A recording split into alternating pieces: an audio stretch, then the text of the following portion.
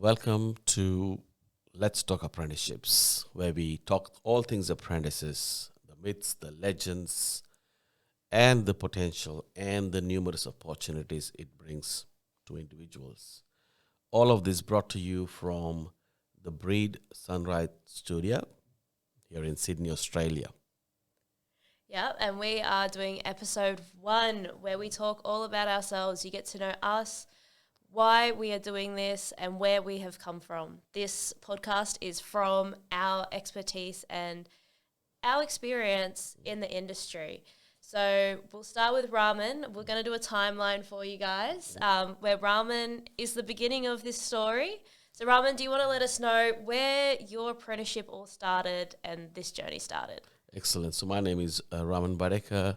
I have my own business now called Raman Badekar Consulting.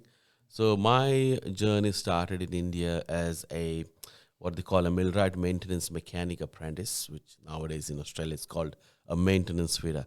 So I started my apprenticeship straight after year 10 in a organization called Tata Motors, which is India's largest automotive manufacturer. And they also own the Jaguar and Land Rover brands now, amongst many other companies. So yes, so it was a fantastic journey. Straight after year 10, I didn't want to do an apprenticeship first of all. However, destiny brought me to that, and I think I thank my dad every day for making it happen for me in a very, very nice way. Yeah, so tell us a bit about your experience. So was it 4 years? How did that work? So back then it was 3 years, and so we had to actually go through an entrance exam, like an aptitude test.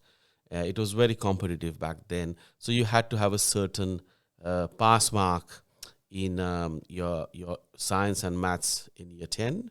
So back then it was 65% as a minimum to even apply.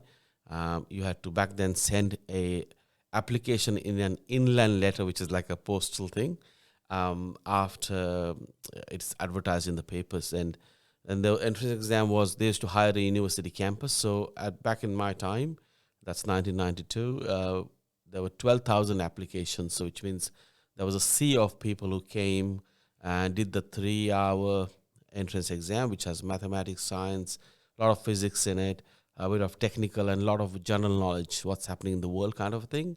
And we also had to make a sketch. And I remember back then it was either you draw a clock or an auto rickshaw, and I did an auto rickshaw. So that was how it happened. And then I started doing the apprenticeship, which was at a residential facility. So we would still live in a hostel right outside the organization's premises.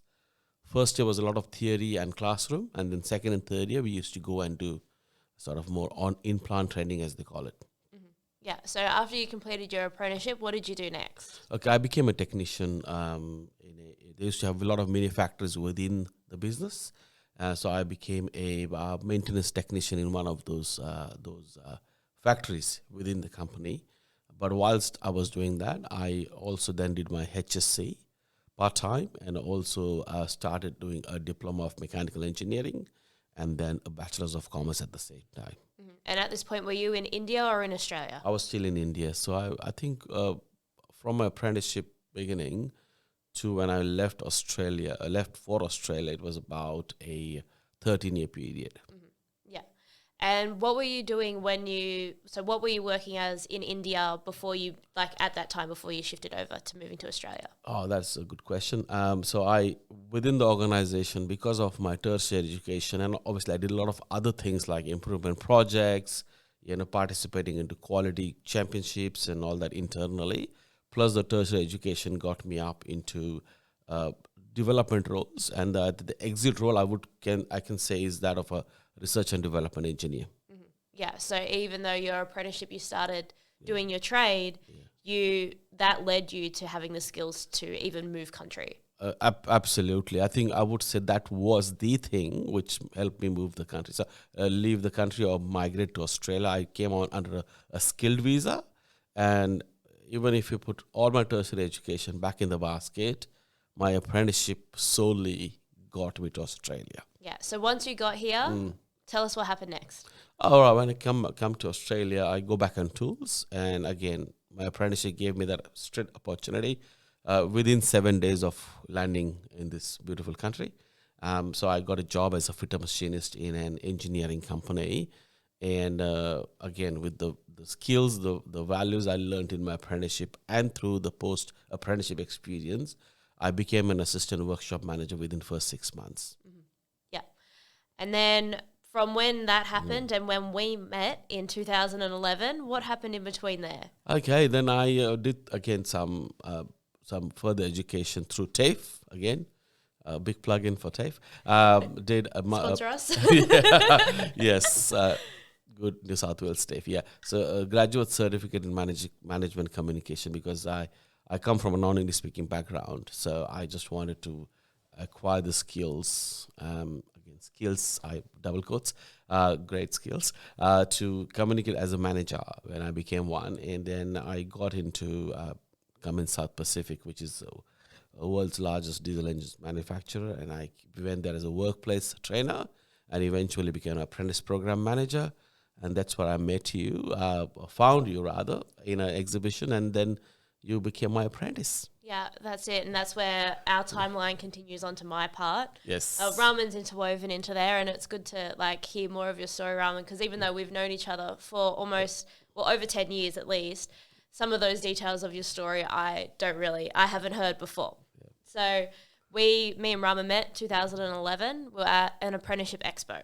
So my journey with my apprenticeship started before then, in year 7 when I was 12, and I tried to get my parents to let me leave school then, because I wasn't feeling the sitting behind the desk thing, and I was like, okay, what's next for me? This just doesn't align. So I was like, can I leave school and work on the farm? So I grew up on a farm. Then, we said, okay, you can leave school at the end of year 10 if you have an apprenticeship or a career lined up.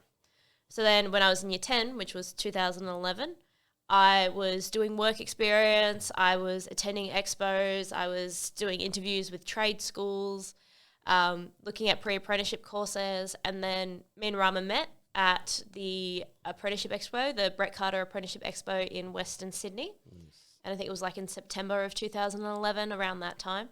And at the expo, you had brought Sarah with you. Yeah, Sarah Swabrick, one of our female apprentices back then, yes. Yeah. So at the expo was a bit of a mix of a roller coaster of emotions for me. The first stand that I went to and I spoke to, the guys told me that they didn't want, they wouldn't suggest the place for their daughter or any women in general. And I later found out that male apprentices had been harassed there. Second stand I went to, this guy lectured me and my dad for about 10 minutes about how I couldn't be, at the time I wanted to be a motorcycle mechanic. And he was like, nah, you're too small to move the machines around, the bikes around, you're not going to be able to do it.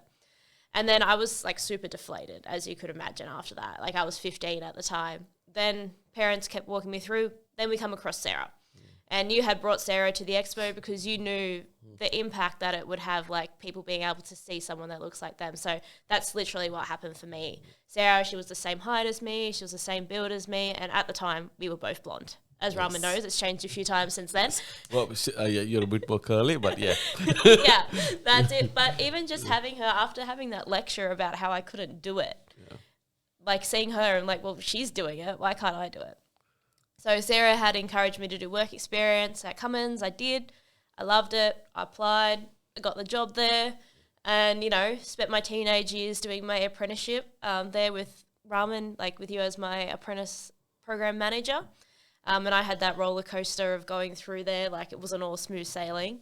But I loved, mostly every second of it, just all the learning and being hands-on. So my trade is heavy commercial vehicle mechanic. I stayed with you guys at Cummins for about 4.5 years.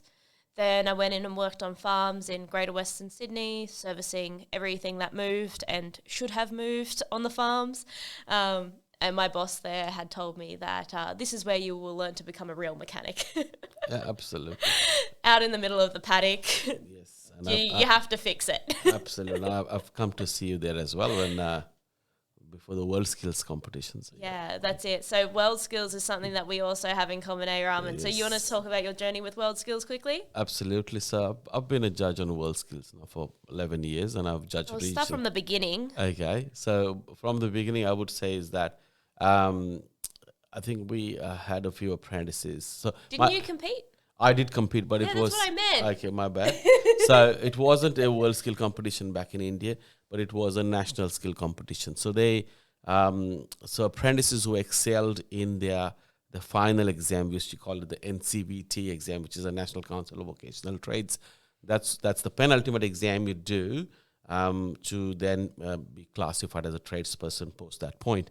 So I scored good marks in that regionally. So I went for a regional competition where I competed with 9 other apprentices from the Western region, uh, got the gold there, and then from there was selected for the national competition back in 1995, and then I got a gold medal there as well, Yeah. and a good cash prize of 6,000 rupees, which was huge back then.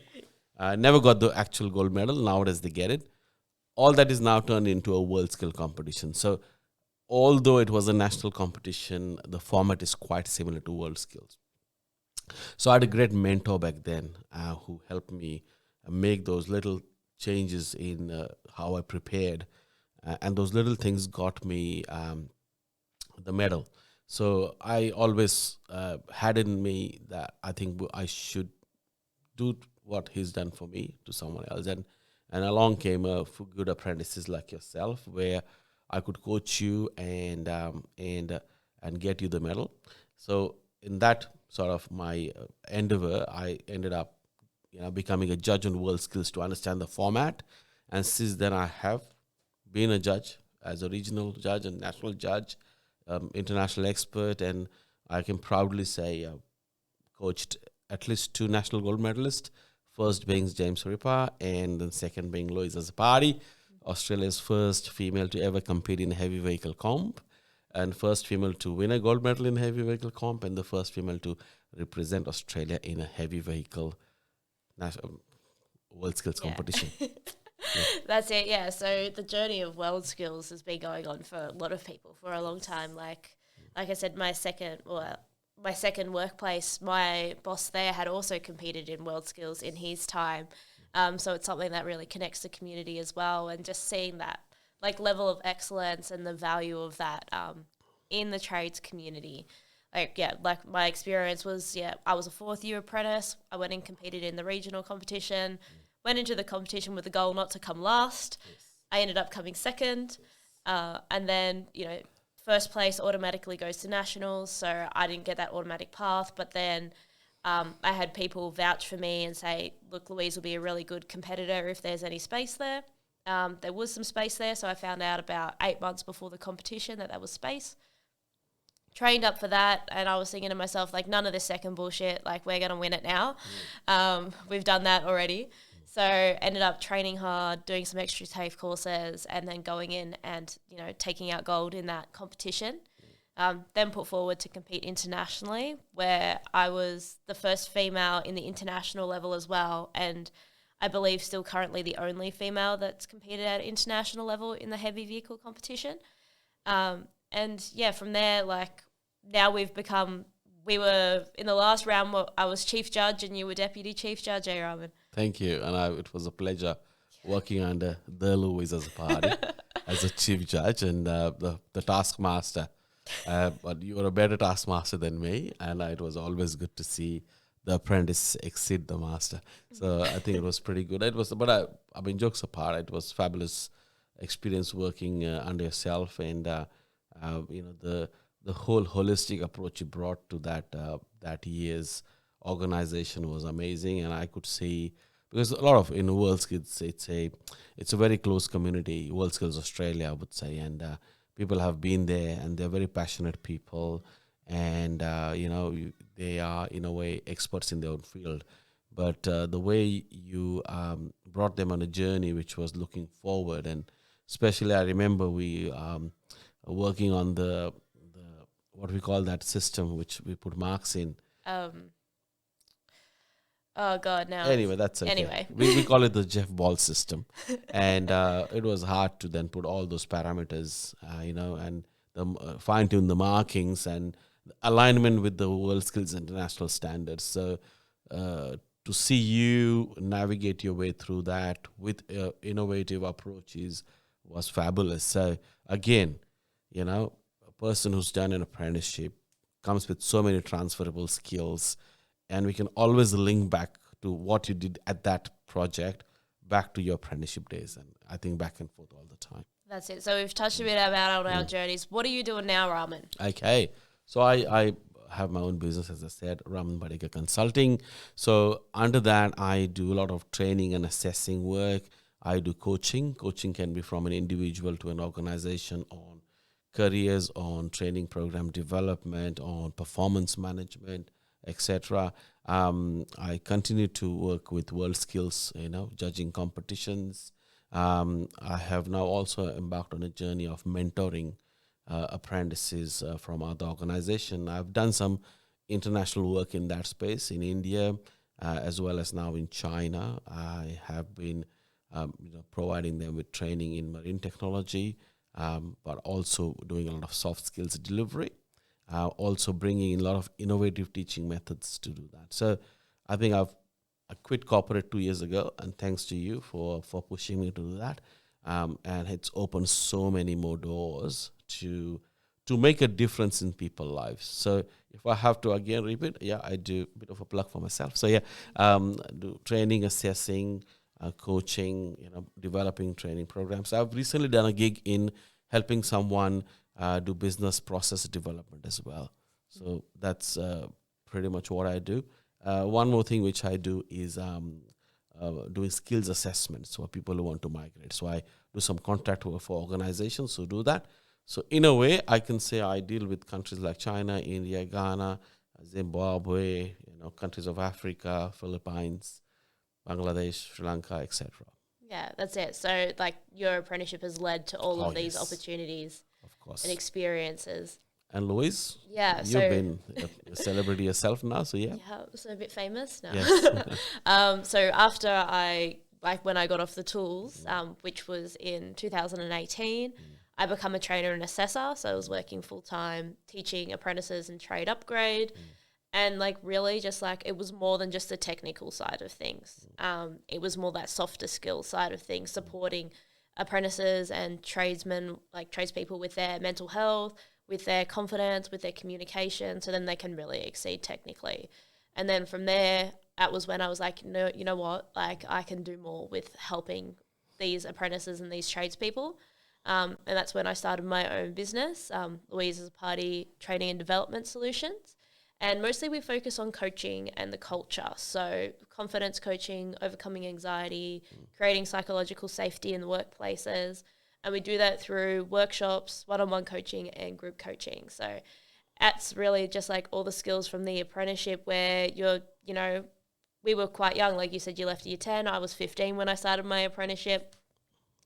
All those things that we learnt along the way is what we now coach and run workshops on with our people, and pretty much what we want to get through in this podcast as well is to have this as a resource for our community. Anyone who comes here, asks us questions and stuff. We're busy people, but we want to make sure we get the answers and the information out to as many people as we can. I think well said, and Louise, although I would say we were lucky to get the right guidance at the right time from the right people, yet we think if something like this was available at that time, those decisions would have been more quicker. They would have been with more conviction. Okay? Yeah. And I understand we were talking offline. I mean, the theme of the very first episode is that what an amazing thing an apprenticeship is and how much impact it has on our lives. And I often ponder, as I do, on the past and think about, talking to my younger self very often, not for very long, but short conversations. But I think if I wouldn't have done an apprenticeship, I just can't imagine. And that's probably I was born to do that. And that's probably the best thing which has happened in my life. And I think I'm going to encash on that, those 3 years and what values I learned as skills for the rest of my life. Mm-hmm. Yeah, and even those skills, recently you've used them to support your family, you use them to do the migration to Australia, to start up again, all of that kind of stuff, and then passing that on to people like me and so many other apprentices that you've influenced in your time. I mean, yes, exactly. And as I say, I can die a very happy man. All right, Louise, what about you on that? Yeah, so I really just want to, with the podcast, share what I've learned, like with some of the girls that I talk to, I say, you know, I didn't go through all those hardships and cry all those tears for it all to be wasted just on me. But like, yeah, I pass on everything that took me 7-8 years to learn, so that get it in the hands of people before they start their apprenticeship, during their first year, and even if they do come across me like 20 years into their trade, if they need my help and support, like just wanting to get that out there for them. The apprenticeship, like, it's given me so many skills, so many good relationships, so many opportunities to travel. Like, my career can go in any direction, and I've seen mine, yours, and so many other like previous apprentices' careers go in so many directions. Fabulous. So I think let's we'll wrap up there. We've up. got our next episode all lined up in the season. So this season we're all talking how to get an apprenticeship, starting off with what we just spoke about, our experience. So we are coming to you guys from the Breed Sunset Studio, and we will catch you in the next episode. Absolutely, and look forward to all the comments and questions from the listeners, from the viewers. So Yeah. let's talk apprenticeship. Oh God, episode 1. Done.